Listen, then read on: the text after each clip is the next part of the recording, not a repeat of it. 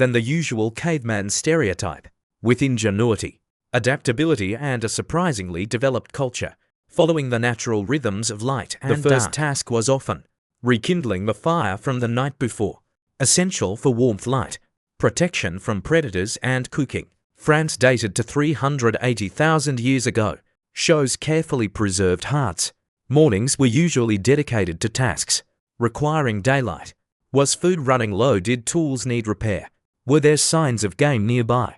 Typically from nearby streams or springs, carried in containers made from animal bladders. Rather than rigid schedules, Paleolithic life followed a pattern of immediate return activities. The main activities of the day varied by season and immediate needs. Hunting large animals required significant skill and coordination. Initially Paleolithic, humans might have been opportunistic scavengers. A clear spear wound on a horse shoulder blade from this site proves direct hunting rather than scavenging. Early Paleolithic hunters used simple hand axes and wooden spears. Germany were crafting sophisticated wooden spears. The introduction of spear throwers around 30,000 years ago dramatically increased range and power. Although hunting was not always successful, gathering plants was a more reliable food source. Archaeological evidence shows Paleolithic people consumed a wide variety of plant foods. Tubers, fruits, nuts, seeds, and leafy greens have revealed traces of numerous plant species. Knowledge of plant growth cycles, habitats, and processing techniques was passed down through generations. Seasonal variations shaped the rhythm of food acquisition. Spring might focus on gathering eggs and fresh greens, summer on berries and hunting young animals, autumn on nuts and preparing for winter. Food storage technology was limited but crucial. Some groups dried meat to create early forms of jerky and underground storage pits. In colder regions, the Paleolithic diet was remarkably diverse, much more so than the agricultural diets that followed. Generally good nutrition with fewer deficiencies. A significant innovation was cooking. While the exact timing is debated, control of fire for cooking dates to at least 400,000 years ago. Cooking made many foods more digestible, releasing more calories and neutralizing natural toxins in some plants. Paleolithic humans spent considerable time manufacturing and maintaining tools. Tool making was constant, not occasional. Stone tools dulled with use and required regular resharpening or replacement.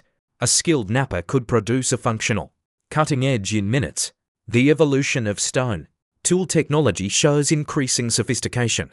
The earliest old down tools were simple stone cobbles, flaked to create a crude cutting edge. By 1.76 million years ago, Acheulean hand axes demonstrated careful bifacial flaking and symmetrical design, allowing better control over the size and shape of stone flakes. Starting around 50,000 to 40,000 years ago, saw an explosion of specialized tools. Burins for engraving, scrapers for hide preparation. Tool materials extended beyond stone, with wood undoubtedly the most common, though it rarely preserves in archaeological sites, and ivory became increasingly important. In the Upper Paleolithic, carved into fish hooks, needles, harpoons, and decorative items for its combination of strength and flexibility. Food processing tools included grinding stones for seeds, pounding tools for tough plant foods. Experiments show that stone tools could efficiently butcher even large animals like elephants. Containers were essential technology. Early humans likely used natural containers like gourds, shells, or animal bladders. Evidence suggests the use of woven baskets. The earliest pottery appeared around 20,000 years ago. In China, during colder periods, hide preparation was essential. Stone scrapers removed fat and tissue, while bone awls and needles allowed for sewing. Natural shelters like caves and rock overhangs. However, caves suitable for habitation were relatively rare. The archaeological record reveals various constructed shelters. Archaeologists found traces of oval huts at Mezirik in Ukraine 15,000 years ago. Mammoth bones were arranged in circular patterns. Inside these shelters, space was organized for different activities, with evidence of sleeping areas, tool-making spaces. Home maintenance required ongoing work. Fires needed constant attention. Shelters required repair after weather damage, and living areas needed periodic cleaning. Child rearing was integrated into daily life. Unlike modern society's age segregation, Paleolithic children likely observed and participated in adult activities. Personal hygiene is harder to trace archaeologically, but ethnographic studies of hunter-gatherers suggest regular practices. Home life also included care for ill or injured individuals. Several Paleolithic skeletons show evidence of healed, serious injuries or long-term disabilities, indicating community support. Contrary to popular portrayals of primitive existence, Paleolithic social life was rich and complex. These bands were not isolated. Archaeological evidence shows regular interaction between groups, with exotic materials found far from their sources, indicating trade networks spanning hundreds of miles, creating reciprocal obligations. 29,000 years ago shows large hearths, capable of cooking. Art played a crucial role in Paleolithic social life. The earliest, definitively human art includes ochre processing at Blombos Cave in South Africa, almost 100,000 years ago.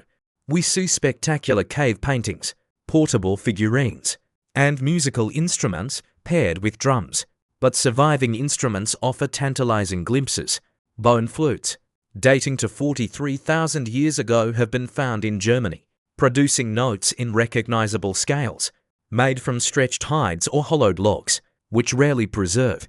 Evidence for medicine and healing practices comes from plant residues.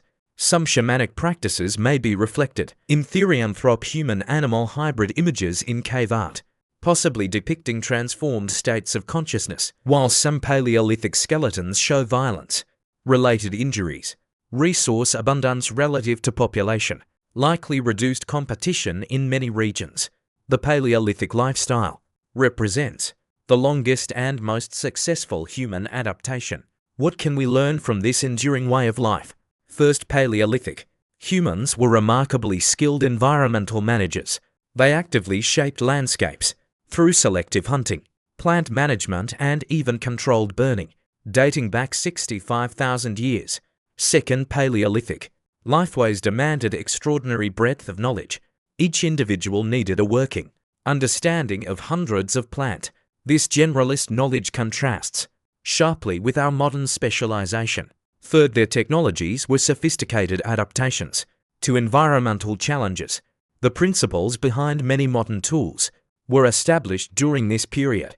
Perhaps most significantly, the Paleolithic period saw the emergence of symbolic expression, abstract thinking, and cultural complexity that defines humanity. This lifestyle maintained population balance with resources and supported rich cultural traditions. Achievements worth considering. So what did cavemen do all day? They engaged in a complex balance of immediate needs and long-term planning. They manufactured and maintained essential technologies. They acquired, processed, and shared food. They created and repaired shelters. They taught their children practical and cultural knowledge. They developed art, music, and symbolic systems. They adapted to environmental challenges through innovation and mobility. With fresh eyes, we see not primitive ancestors, their solutions. From sophisticated hunting technologies to symbolic art laid the foundations. The next time you imagine a caveman, consider not a fur-clad brute, but a skilled technologist, a knowledgeable botanist, an innovative artist, and a cooperative community member, all rolled into one remarkably adaptable human.